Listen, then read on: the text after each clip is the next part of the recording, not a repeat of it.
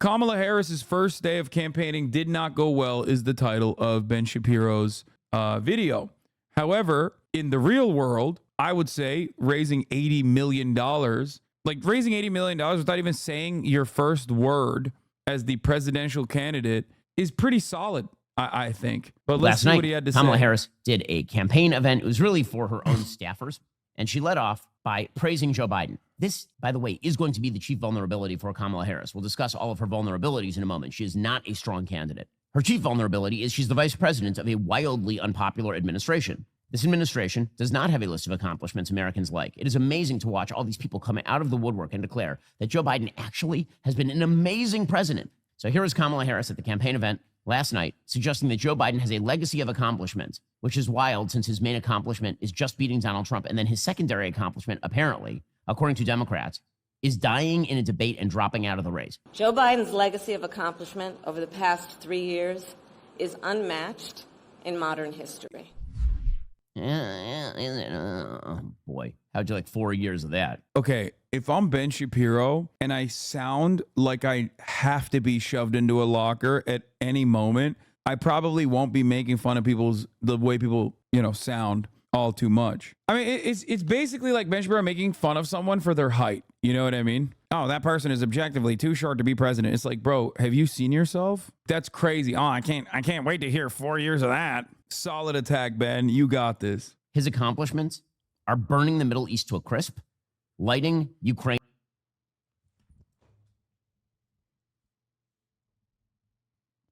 No, you're not allowed. Someone should send this video to Joe Biden and be like, this is what America's #1 ultra Zionist thinks about what you had to do in terms of the active genocide that you facilitated in Gaza. I bet he means like, Tel Aviv got drone striked or something, and that's somehow Biden's fault. Well, I guess it is because he didn't stop Israel too early. Destroying the economy via inflation, destroying whatever possibility there was of building of social fabric through radical social policy. I mean, truly, name the magical accomplishments of Joe Biden other than elevating Kamala Harris to the nomination via proxy. Because again, she has received zero Democratic primary votes ever in her entire life. Yeah, but she was on the ticket that won the election. You could say she's untested. That's a fear for the Democrats. That's not a concern, or shouldn't be a concern for the Republicans, because, you should be excited at the prospect of going up against someone who is so untested and possibly so bad. So what is her campaign against Donald Trump going to be? She says that she's going to prosecute Trump. Honestly, really, this is all you got in the can? Seriously, this is what you got? So Democrats have been trying this crap since 2015. Since 2015, the idea has been Donald Trump is an out-of-the-box criminal, and we are going to prosecute the case against Donald Trump. Okay, guys, good luck with that. Seriously. Kamala Harris, they are trying to make fetch happen by selecting Kamala Harris, and she is trying to make fetch happen by going after Donald Trump on a prosecutorial basis. This is the kind of stuff that jazzes up a very, very small wing of the Democratic base and literally no one else. No, I think Donald Trump being branded a convicted felon definitely makes a lot of people in the margins, especially in America, who are incredibly reactionary when it comes to criminal justice, go, I'm never voting for a felon. I would absolutely vote for a felon, by the way. I don't give a about that sort of shit at all. But I wouldn't say that I'm the average American voter. As many of you know, before I was elected as vice president, before I was elected as United States Senator, I was the elected Attorney General, as I've mentioned, of California. And before that, I was a courtroom prosecutor. In those roles, I took on perpetrators of all kinds. Predators who abused women. Fraudsters who ripped off consumers. Cheaters who broke the rules for their own gain. So hear me when I say, I know Donald Trump's type. No, she's going to prosecute the president of the... By the way, this is why I say it's like the lane is wide open for like a charismatic right winger. Because like, this is it. This is the best you get. That's why I always say it's like ridiculous that people are like, oh, you're a leftist grifter. It's like, dude, I would clean house. If I wanted to grift, I would grift on the right. I wouldn't grift on extra difficulty mode. This is 3 minutes and 34 seconds. And all he's done so far is like, like he's just made these weird noises to be like, that's how Kamala sounds like. That's horrible. You are a nerd, brother. What are you doing? You're not supposed to be out here making fun of people's voices. I do that shit. You're supposed to be the intellectual, not the fucking himbo, you know? She was a really bad prosecutor, by the way. If you don't believe me, go watch episode 1 of our series Scamala, which is all about Kamala Harris. You can go watch that over at Daily Wire Plus right now when you use that 47% off and become a subscriber. Again, it's everything you need to know about. Damn, they must be on hard times. As a Jewish person, I'm annoyed he can't write proper jokes. Brother, that's like his point of radicalization, literally. Like, you're just describing why he became a right-wing guy. He was a dude in Hollywood, like living in Los Angeles, that tried to make it in Hollywood, failed because he was an objectively bad writer. You talk about having conceived of the plot for a TV series and worked with Lenny Goldberg. Mm-hmm. It was based on Harvard Law School. It was a dramedy. I've written a couple comedies, kind of hour-long dramedies for, spec script. And have they been bought? No. A failed screenwriter who then, took all of that animosity that he felt towards Hollywood and turned it into like right-wing reactionary sentiment. Try it. Seriously, try it. You're going to prosecute. Donald Trump has 100% name recognition. 100%. No one's perception of Donald Trump is going to change from here on out. True. And that's not a good thing for Trump. That's a very bad thing for Trump. The question is, can Kamala Harris generate any enthusiasm? And honestly, I haven't seen so much fake enthusiasm for anything in American public life. Dude, you say facts don't care about your feelings is literally a sticker on your laptop. Obviously, tracking enthusiasm is a rather difficult thing to do. Except there is so much momentum in that direction that you immediately saw. Not a Kamala Glazer, not coconut pilled or whatever, just stating facts here. $250 million total raised, with 80 million of that 250 coming straight from small donors through the Act Blue portal. 60% of those donations are first-time donators. 80 million. Donald Trump got shot. He couldn't raise that kind of money. 80 million in one fucking day, just because, before she even said anything, just because it wasn't Joe Biden. The Democrats were like, oh my God, thank God. 83% of Democrats, after this decision was made, said they were excited at the prospect of the ticket changing. 83%. What are we doing? What are we saying? Is the media routinely lying about how much of a carcass Joe was and tried to keep him in the race desperately till the very last moment? Or are they lying now about the momentum? Which one is it? 60% numbers for first donations this cycle, not necessarily first lifetime donation. Oh, sorry. Did I say lifetime donation? My bad. First donation this cycle. That's still pretty significant. What are we talking about? Is a first donation that a shit ton of people made. Did you say so Ben Shapiro isn't smart? I don't think Ben Shapiro is stupid. I just think he's bad as a propagandist on this issue. I don't like Ben Shapiro. I don't agree with Ben Shapiro. I don't think he is a good person. I don't like his worldview, but I think he's a smart guy. I think he's a smart guy who is very dishonest, and that's it. Which is that Democrats fall in love, Republicans fall in line. In this election, it's precisely the reverse. Republicans love their candidate. Overall, Republicans love Trump. They have loyalty to Trump. Democrats are falling in line. No one loves Kamala Harris. Kamala Harris has run for president before. She was such a terrible candidate that everyone, including Politico, ran full pieces on how awful her candidacy was. Then she was such a terrible vice president that half her staff quit. Yeah, he's not wrong about any of this stuff. All of this stuff is correct, except it doesn't matter because she's now the candidate and Democrats love falling in line. People say Democrats fall in love, Republicans fall in line, but fuck no. Democrats also love falling in line when the general election comes around. Yeah, also staff turnover is pretty funny when talking about Trump on the other side of the ticket as well. You're not wrong. Trump's staff turnover is 92%. Half of them are in jail, and the ones that aren't in jail are fucking actively in witness protection, speaking out against them. Sometimes they are both in jail and also speaking out against them, like the last court case that happened in New York. Any thoughts on anti-Kamala discourse on leftist Twitter? Do you think she's a more progressive candidate than Biden, or do you think she's gonna do genocide but girly pop? I mean, I think she is definitely more to the left of Biden, at least like with the way that she tailored her political career. Having said that, however, genocide but girly pop is probably the likely scenario. But if she wants to win, she can't do that.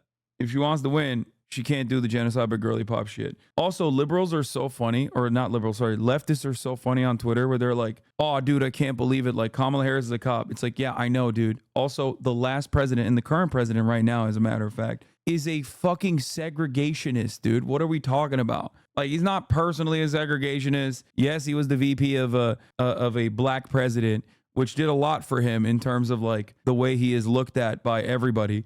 But he eulogized the segregationist, and he actually wrote pro-segregation legislation, and on top of that was responsible for the crime bill. You know, he was Jim Crow Joe for a reason.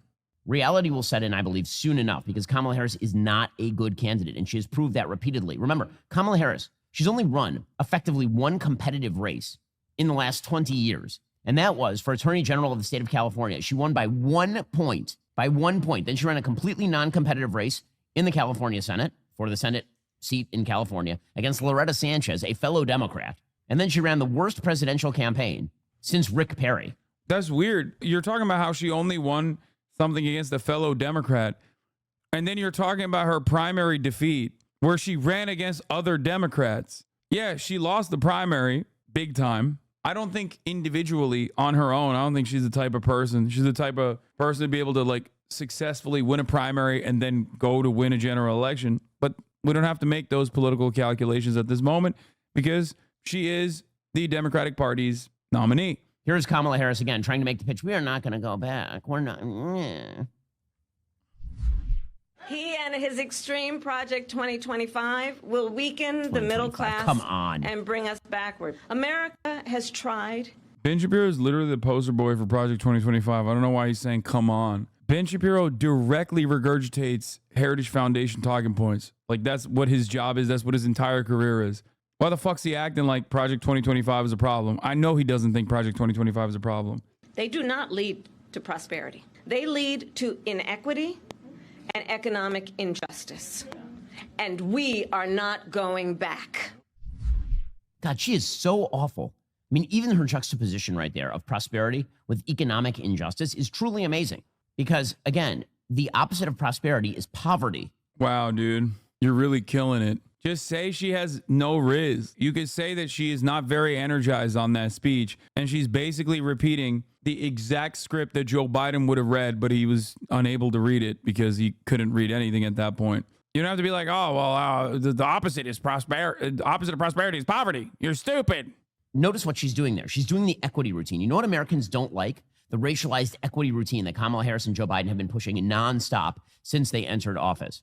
What? Bro, these guys are so perma-stuck in 2016. Absolutely zero people think about like equality versus equity narratives anymore. Like the IDW died out. That's not a real thing that most Americans are like aware of. You can't just say DEI. That's the new meta, dumbass. This is very 2016 coded to just be like, Americans want equality. They hate equity, blah, blah, blah. It's like, no, they don't. They don't. Just say DEI. That has equity in it. DEI literally has the word equity in it. But when you try to make these inferences into like equity being a bad thing because it's not equality or whatever, you know, it's not going to work. Yeah, she's not really talking about race at all, but he like injected race into the conversation, which is like weird too. According to BBC, Kamala Harris has overhauled her campaign's online presence by embracing a social media trend inspired by pop star Charlie XCX's Brat album cover. The presumptive Democratic presidential nominee has scattered references to the album across her campaign's account, renaming her profile Kamala HQ. Her rebrand comes as Let's continue. Charlie showed her support by treating Kamala is Brat shortly after President Joe Biden announced he was stepping out of the race. By Monday morning, Harris had seized on Charlie XCX's backing, with the account sporting a new lime green photo in the style of the Brat album cover. So for those of you who have no idea what exactly Brat means because, you know, you're over the age of 15, here's what Brat means, according to Charlie XCX. You're just like that girl who's a little messy and likes to party and maybe says some dumb things sometimes, who feels like herself, but maybe also has a breakdown, but kind of like parties, though it is very honest, very blunt, a little bit. I was trying to do wet ass pussy again, dude. Wet ass pussy 2.0. It's funny how some chatters were treating you like you sounded like this yesterday. Yeah, it's because chatters are on the Kamala train. Okay, chatters are just excited for anybody but Biden. A lot of chatters in this community, a lot of people in this community are just like, they want to be hopeful. It's not going to happen for me. I've been doing this for far too long to be hopeful like that. That's why I've been saying I'm going to sit back and I'm going to watch. I'm not going to jump to like hope and change. Like I just have no confidence in that at all. Chatters, remember, as a professional, this is my third election cycle. Like, I've always been a nerd and been really into politics. But like, you have to remember, this is my third election cycle with the Democrats. It's going to be very, very hard for me to feel confident or feel hopeful about America's prospects in the same way that like you guys might be, because maybe this is your second election cycle. Maybe it's your first election cycle. And I'm saying as a professional commentator, it's my third. It's like, obviously I've been paying attention to American politics for much longer than that. But Also, can I just explain? No one above the age of 25 in the United States knows what the F brat means. When we think brat, we think like spoiled brat, like some of our children. No one thinks brat is something good. But Kamala Harris is so terminally online, so disconnected from the general public, that she believes that Charlie XCX, who, again, most people above the age of 35 have never heard of Charlie XCX. She thinks that embracing the branding of Charlie XCX is somehow good for her. That's how disconnected and terrible her campaign is. Now, for his part, Donald Trump slammed Harris as dumb as a rock on his Truth Social page. Now, again, I think he's going to have to do better than this in terms of the nickname. This is pretty. Here's what he posted. He said, "Wow, just watching the fake news, they're doing their very best to turn the worst president in the history of our country into a brilliant and heroic leader." that's 10 minutes now. And he did not even once mention the polls that came out immediately after Kamala Harris was announced as the presidential nominee that showed 83% of Democrats saying that they were excited about the decision. Nor did he talk about the historic record-breaking fundraising from small donors, 60% of those donors being first-time donors to the Democratic Party. That's data. That's the closest you can get to data in terms of enthusiasm. 250 million total with like the super PACs and big donations, 80 million specifically on small ticket donors.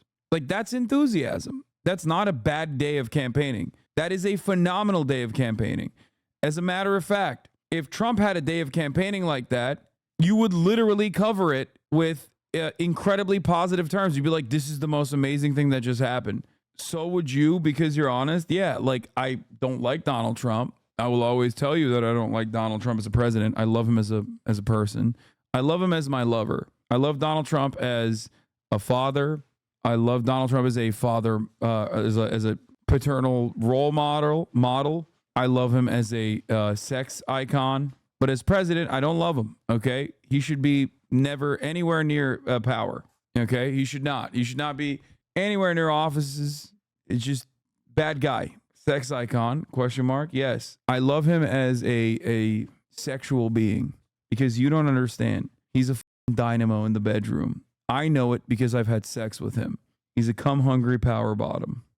Also, I think Kamala would probably be good because she is deeply, deeply dishonest. Just a few suggestions for the president if he is taking suggestions. He did call her this morning Lion Kamala, which again, he used the lion's head, but then he also called Joe Biden Crooked Joe. So Lion Kamala is pretty good. Again, I think that's probably, and it seems like he's settling on that because he's used that multiple times this morning. He said, Lion Kamala Harris, the Biden-appointed border czar, who never visited the border and whose incompetence gave us the worst and most dangerous border anywhere in the world, has absolutely terrible poll numbers against a fine and brilliant young man named Donald J. Trump. Love that Trump calls himself a fine and brilliant young man. He's 78. There's something really unsettling about watching this fucking demon laugh or fake laugh. He's just so gross. He's just like such a robotic man. So when he tries to demonstrate any emotion that's not anger, you're like, that doesn't feel normal. Yeah, that was not exactly a great take.